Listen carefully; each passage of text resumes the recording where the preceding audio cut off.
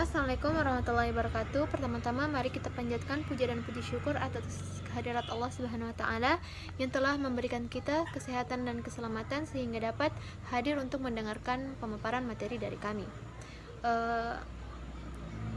Baiklah, kami dari kelompok 8 akan membawakan materi yang berjudul Wakalah.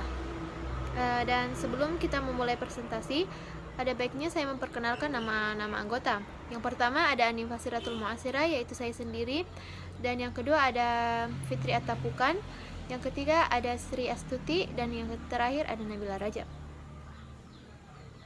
Baiklah, untuk mempersingkat waktu, mari saya akan mempersilahkan kepada pemateri pertama untuk membawakan materinya. Baik, terima kasih atas kesempatan yang telah diberikan kepada saya. Saya akan membawa materi pertama dan kedua, yaitu A. Konsep wakalah. Istilah wakalah berasal dari wazan. Wakalah, yakilu, waklan, yang berarti menyerahkan atau mewakilkan urusan. Sedangkan wakalah adalah pekerjaan wakil. Al-wakalah juga berarti perlindungan, pencukupan, tanggungan, atau pendelegasian. Sehingga definisi wakalah adalah akad perwakilan antara dua pihak, di mana pihak pertama mewakilkan suatu urusan kepada pihak kedua untuk bertindak atas nama pihak pertama. Wakalah adalah suatu tindakan menyerahkan atau mewakilkan kuasa dirinya al-muwakil kepada orang lain atau al-wakil untuk melaksanakan sesuatu atau melakukan tindakan-tindakan yang merupakan haknya dari jenis pekerjaan yang bisa digantikan. An-nakbalu an-niyabah, dan dapat dilakukan oleh pemberi kuasa dengan ketentuan pekerjaan tersebut dilaksanakan pada saat pemberi kuasa masih hidup. Yang kedua, B. Dasar hukum wakalah. Dasar hukum wakalah dibagi menjadi 1. Al-Quran. Dasar hukum wakalah dari Al-Quran terdapat dalam Quran surah Al-Kahfi ayat 19, yaitu Bismillahirrahmanirrahim. Fab'asu ahadakum biwarikakum hadhihi ilal madiyanati, yang artinya, maka suruhlah salah seorang di antara kamu untuk pergi ke kota dengan membawa uang perakmu ini. Ayat tersebut menyimpulkan bahwa dalam hal muamalah dapat dilakukan perwakilan. Dalam bertransaksi ada solusi yang bisa diambil manakala manusia mengalami kondisi tertentu yang mengakibatkan tidak sanggupan melakukan segala sesuatu secara mandiri. B. Al-Hadis. Rasulullah SAW semasa hidupnya pernah memberikan kuasa kepada sahabatnya, di antara adalah membayar hutang, mewakilkan pendapat had dan membayarnya, mewakilkan pengurusan unta, membagi kandang hewan, dan lain-lain, yang kemudian dapat dijadikan landasan keabsahan wakalah. Salah satu hadis yang menjadi landasan wakalah yaitu Bismillahirrahmanirrahim. Wa an Sulaimana nabna Yasharin annan nabiyya sallallahu alaihi wasallam ba'asa abarafihin maulahu wa rajulan minal ansar fazawwajahu Maimunata bintal Harisi wa huwa bil madinati qabla an yahruj. Yang ketiga, ijma ulama. Para ulama pun bersepakat dengan ijma atas diperbolehkannya wakalah. Para ulama bahkan ada yang cenderung mensunnahkannya dengan alasan bahwa hal tersebut termasuk jenis ta'awun atau tolong-menolong atau dasar kebaikan dan takwa.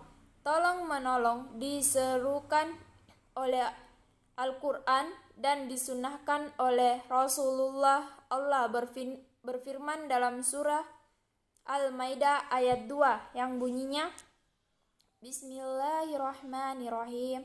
wa ta'awanu 'alal birri wat taqwa wa la ta'awanu 'alal ismi wal udwani wattaquha innaha sadidul iqab, yang artinya, dan tolong menolonglah kamu dalam mengerjakan kebaikan dan takwa, dan jangan tolong menolong dalam berbuat dosa dan pelanggaran, dan bertakwalah kepada Allah, sesungguhnya Allah amat berat siksanya.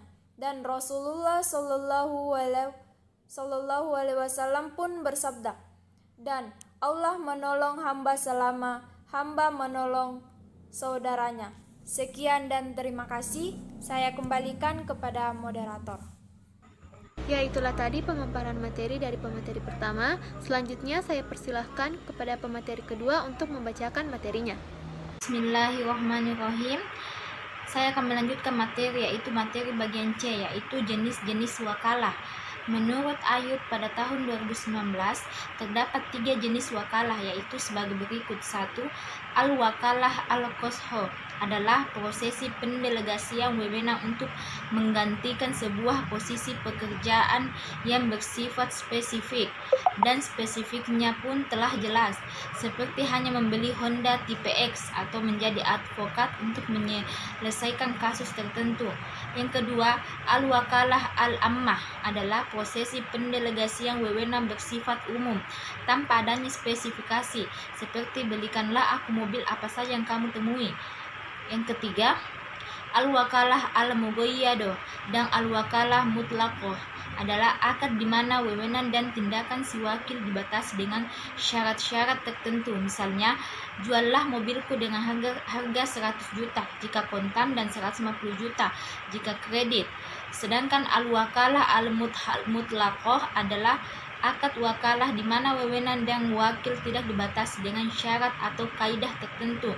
Misalnya, juallah mobil ini tanpa menyebutkan harga yang diinginkan.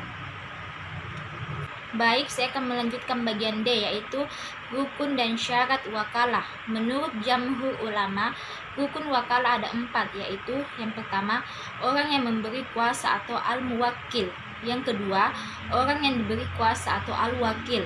Yang ketiga, perkara atau hal yang dikuasakan atau al-taukil. Dan yang keempat, pernyataan kesepakatan atau ijab dan kabul. Adapun penjelasan keempat rukun wakalah tersebut adalah sebagai berikut, yaitu Suhendi pada tahun 2002. Itulah tadi pembacaan materi dari pemateri kedua. Selanjutnya saya akan mempersilahkan kepada pemateri terakhir untuk membacakan materinya. Baiklah, saya akan melanjutkan materinya. Mewakilkan dalam jual beli. Akad wakalah dalam jual beli yaitu penyerahan atau pemberian kuasa oleh seseorang kepada orang lain dalam melakukan suatu pekerjaan berdasarkan kuasa atau wewenang yang diberikan oleh pemberi kuasa. Praktek wakalah tidak hanya terjadi di perbankan saja, melainkan wakalah juga terjadi pada transaksi jual beli seperti jual beli tanah. Terkait dengan jual beli barang, ada 2 kebiasaan yang berlaku bagi orang mengangkat wakil dan delegasi. Pertama, terkadang mewakili hanya mewakilkan kepada seorang untuk memberi pandangan terhadap barang saja. Yang kedua, ada kalanya mewakili mengatasnamakan wakil untuk melihat barang dan sekaligus melakukan serah terima barang. Ketentuan berakhirnya wakalah. Akad wakalah berakhir jika terjadi salah satu dari hal-hal sebagai berikut. Yang pertama, matinya salah seorang dari yang berakad karena salah satunya syarat sah akad wakalah orang yang masih hidup. Yang kedua, bila salah seorang yang berakad gila. Yang ketiga, dihentikannya pekerjaan yang dimaksud karena jika telah berhenti dalam keadaan seperti ini wakalah tidak berfungsi lagi. Yang keempat, pemutusan oleh yang mewakilkan terhadap wakil meskipun wakil belum mengetahui. Yang kelima, wakil memutuskan sendiri. Yang keenam, keluarnya orang yang mewakilkan dari satu kepemilikan. Sekian, itulah materi dari saya.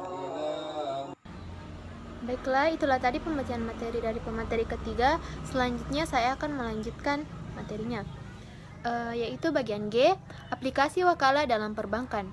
Akad wakalah dapat diaplikasikan ke dalam berbagai bidang, termasuk dalam bidang ekonomi, terutama dalam intuisi keuangan. Yang pertama, transfer uang. Yang kedua, transfer uang melalui cabang suatu bank. Dan yang ketiga, transfer melalui ATM. Selanjutnya saya akan membacakan kesimpulan dari materi ini. Yang pertama, wakalah atau wikalah yang berarti penyerahan, pendelegasian, atau pemberian mandat. Yang kedua, wakalah adalah pelimpahan kekuasaan oleh seseorang sebagai pihak pertama kepada orang lain sebagai pihak kedua dalam hal-hal yang diwakilkan, atau dalam hal ini pihak kedua hanya melaksanakan sesuatu sebatas kuasa atau wewenang yang diberikan oleh pihak pertama.